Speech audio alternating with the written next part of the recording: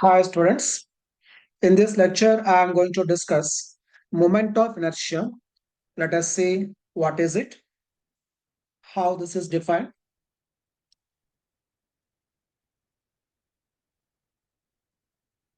Let us consider a rigid body. It can be any shape. Assume that it is in pure rotation about one axis. So pure rotation means axis of rotation does not move. Okay.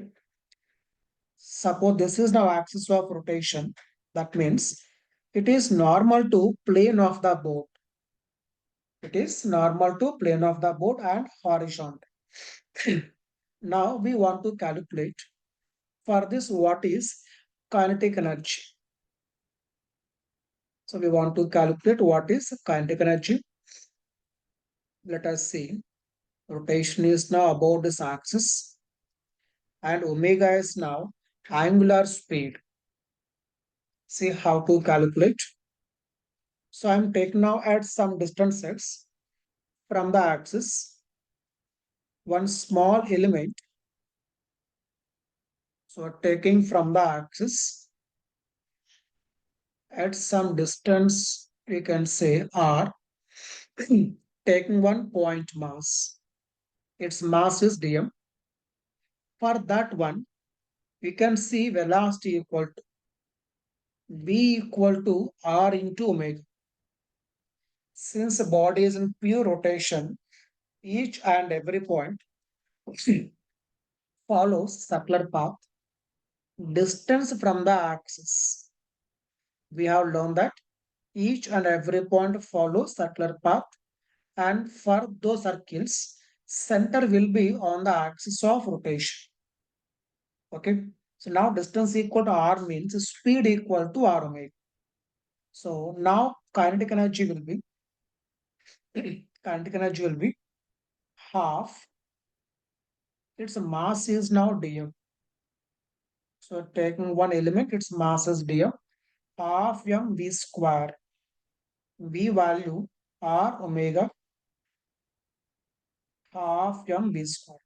Like this, we have to consider each and every point mass in that body. Then we have to take sum of all those things. So we have to take sum of all those things. That means we have to integrate. So this is giving us kinetic energy of the entire body. Now see calculation part.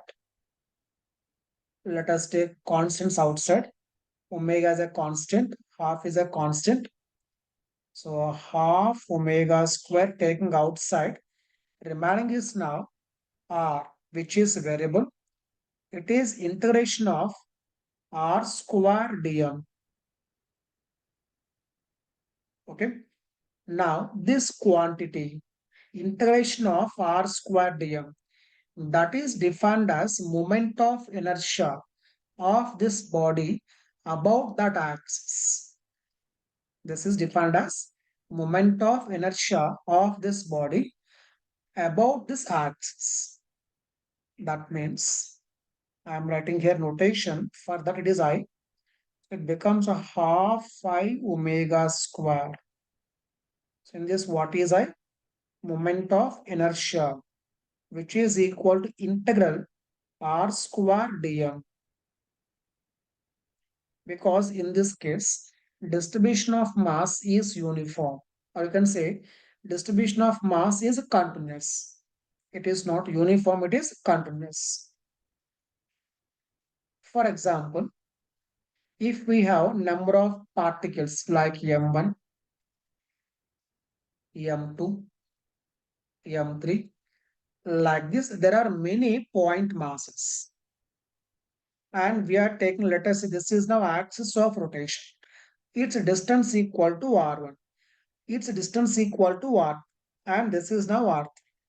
Then moment of inertia of the system of these three particles is written as m1 r1 square plus m2 r2 square plus m3 rt square and so on.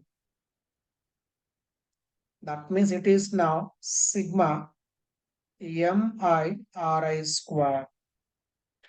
That means if you are having particles, if we have particles, then it is written as sigma mi square. If distribution of mass is continuous, then integration of r square dm. Okay. That means if we have only one particle, it is simply m into r square. It is defined as integration of r square dm, or for a point mass m into r square. Then for system of particles, sigma mi square. And for this, you can say units dimension formula. You can guess units for this mass, that is a kg, r square meter square. So kg meter square. And if you want dimension formula, it is ml square. Okay, right. Now here we define one more quantity. Let us see, that is radius of gyration. It is radius of gyration. Gyration, radius of gyration. And for this notation is a k. Let us see what is it. Suppose we are taking this is axis of rotation. This is one point mass. Its mass is 1 kg. Distance of this point mass from the axis is 1 meter. Okay. Now taking here one more point mass, that is 2 kg. Its distance is now 2 meter from axis of rotation. So for these 2 point masses above this axis, moment of inertia will be, see how to calculate. It is equal to m1, that is 1, r1 square, it is 1 square, plus m2, it is 2 kg, r2 square, 2 square. Okay. So 2 into 4, it is 8, 8 plus 1, 9. So moment of inertia for the system of two particles about this axis is 9. Okay. So we have to keep in mind that this value depends on distribution of mass. At the same time, this depends on axis of rotation. Okay. So now we got here for a system of 2 point masses, it is 9 kg meter square. Okay. So now we want to replace these 2 point masses with a single point mass. See here what we want to do. This is now axis of rotation. We want to replace both the particles with a single particle whose mass equal to 1 plus 2, that is 3. It is 3 kg. And we want to place this at some distance from the axis of rotation so that moment of inertia does not change. I am repeating. We want to replace these 2 point masses with a single point mass. That is now how much? 3 kg. And we want to place that at some distance from the axis of rotation so that moment of inertia does not change. Okay. And that distance is known as radius of gyration. Okay. That means now 3k square is equal to 9. That means k value. So 3 here 3 times, k value, it is root 3. That means we have to place now this 3 kg mass at a distance of root 3 meter from axis of rotation. And this is known as radius of gyration.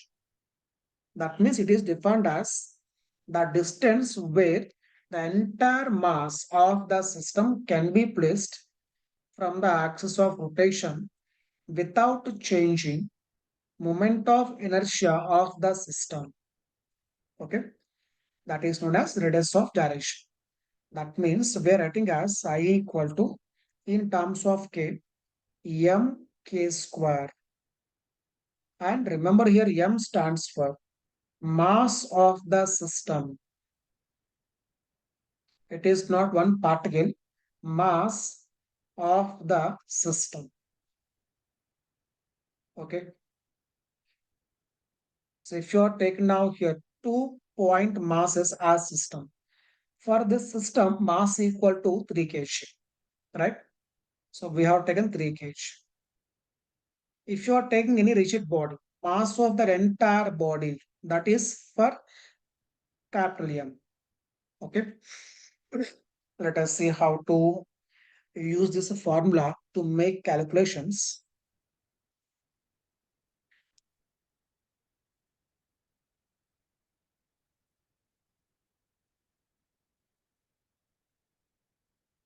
Let us take a uniform thin rod. So we are taking a uniform thin rod, means distribution of mass uniform.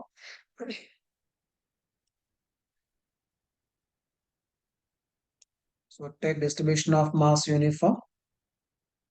Consider axis is passing through center of the rod and normal to length of the rod. So whenever we want to calculate moment of inertia, we have to mention axis of rotation. We have to mention axis of rotation. So we are taking now a uniform thin rod.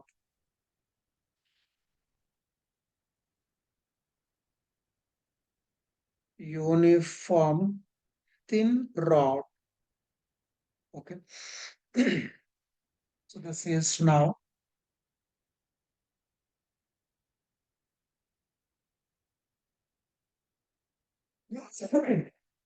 So we have taken rod of length L, mass is M, axis of rotation.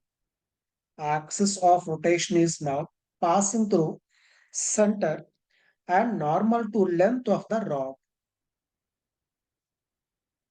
Passing through center and normal to length of the rod. Okay. So we want to calculate now moment of inertia about this axis. Let us see how to calculate. So it is now a uniform rod. Distribution of mass is continuous. So we have to consider 1 point mass, or you can say one element. See how I am taking here. From the axis at some distance x, take element of length dx. Element of length dx. So this is now 1 point mass. So for this one, see what is mass. Mass is now m by l, mass per unit length, into dx. So this gives mass of that element. This is now dm. dm into r square. Distance from the axis, that is equal to x. So x square. So we are taking now integration of r square into dm. Okay. Like this, we have to consider all elements from x equal to 0 to x equal to L by 2. Again 0 to minus L by 2. Okay. So now taking limits, x equal to minus L by 2. It is up to L by 2. This is giving us moment of inertia of the rod. Then see how much we get here. So we can take m by L outside. Integration of x square dx. It becomes x cube by 3. I am taking 3 outside. Remaining is now x cube. Now substitute limits in that. M by 3L. It is now L by 2 whole cube minus L by 2 whole cube. So L cube, it is L here, remaining L square, L square by 3.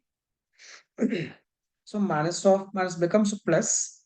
So 1 by 8, 1 by 8. It becomes 1 by 4. So this is now L square by 12. Okay. It is L square by 12. So like this, we can make calculation. Suppose in the same problem, if they ask like, see here what we have taken axis, passing through center and normal to length of the rod, right? Let us take now passing through center, but rod is making, or you can say axis makes an angle theta with the length of the rod. See how to make calculation.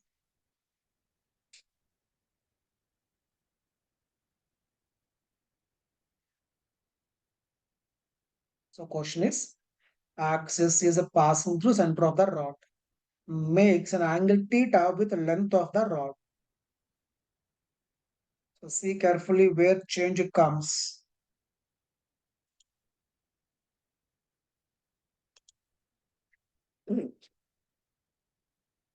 First make a diagram.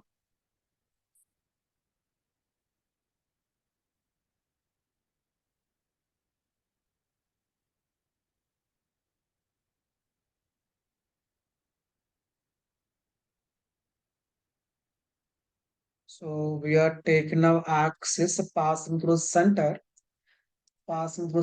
making an angle theta, angle theta with length of the rod.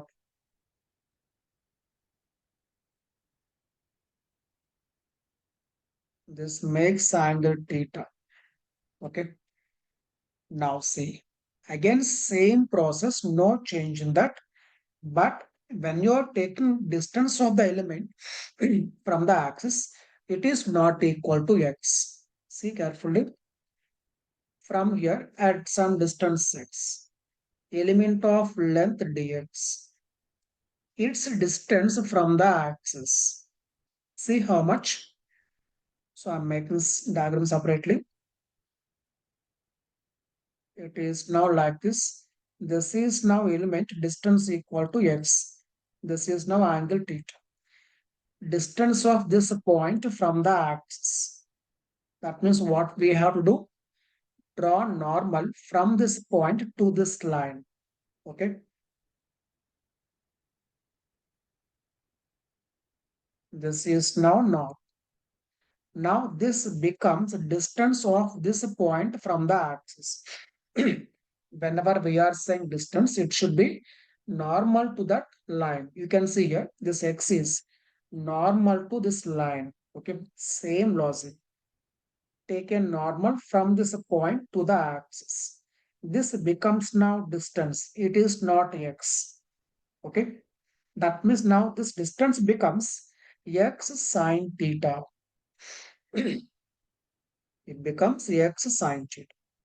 That means in this calculation, in the place of x, now we have to consider x sine theta remaining as it is. That means we are going to get answer. So only changes in the place of x. It is x sine theta whole square. And here theta is a constant. So we can take sine square theta outside. We can take sine square theta is outside. Remaining is x square dx. So it is now L square by 12 sine square theta. I hope you got this clarity. Just in the place of x square. Now what I am saying here, write x sine theta. Then take sine square outside. It is a constant. Okay. The remaining is now again x square dx. It becomes x cube by 3. So again, same calculation, same answer. So it is now sine square theta, right? For example, question is given that axis is passing through one end of the rod and normal to length of the rod. Condition is that axis is normal to length of the rod and passing through one end of the rod. See where change comes.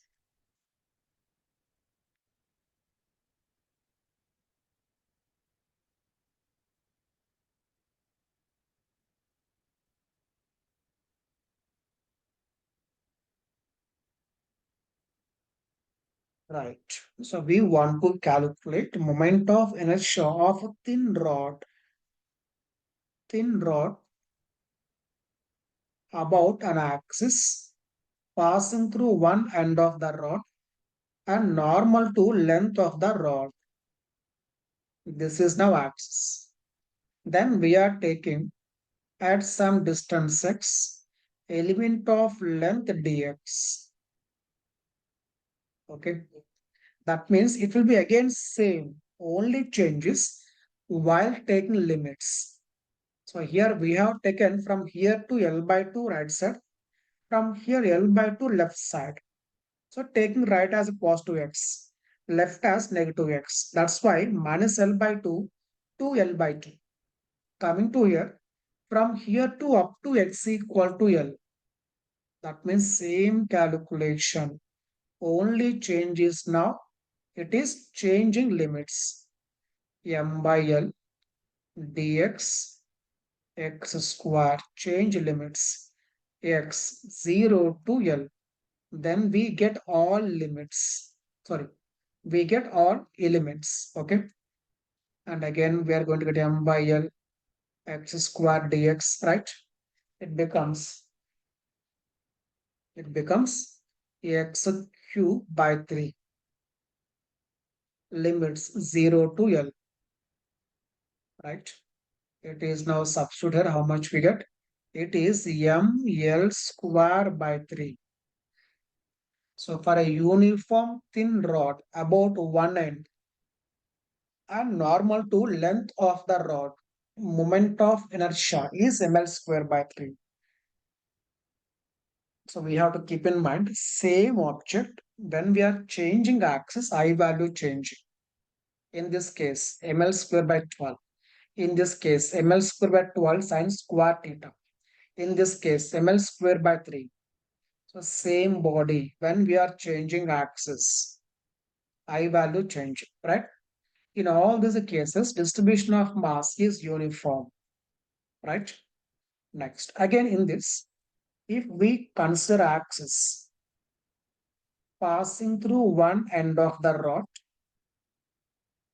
and that axis makes an angle theta with rod length, I think you can guess the answer. It is I equal to ml square by 3 sine square theta. So where change comes means in the place of x writing x sine theta whole square. Then taking sine square outside. Remaining x square dx. Integration of that. Okay. So like this we can calculate moment of inertia for a given body.